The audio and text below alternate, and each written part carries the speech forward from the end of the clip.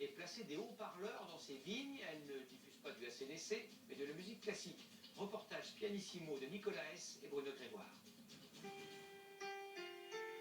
Une enceinte en plein milieu des vignes. Ici, pas de musique classique et encore moins de hard rock, mais des mélodies qui agissent sur les plantes.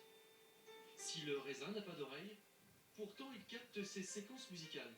Ces mélodies, on va les établir à partir des protéines qu'on veut stimuler. Et effectivement, quand on les diffuse, ça va soit stimuler cette protéine si la plante, si l'organisme y est d'accord, ou au contraire, calmer son expression si aussi l'organisme est d'accord.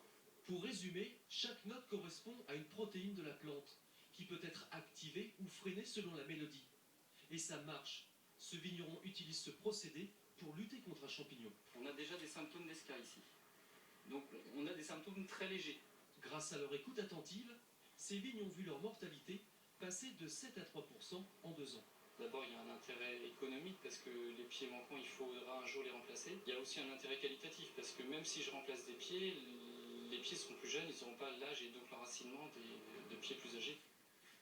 À 100 km de là, près de Nantes, chez cet important maraîcher, derrière ses portes, les concombres restent suspendus à la musique.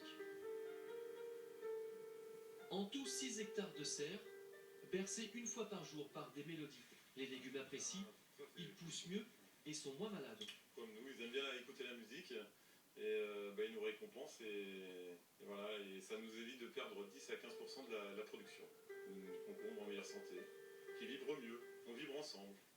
Et si cette musique vous laisse de marbre, nous avons dû modifier des extraits musicaux afin de vous éviter tout effet indésirable.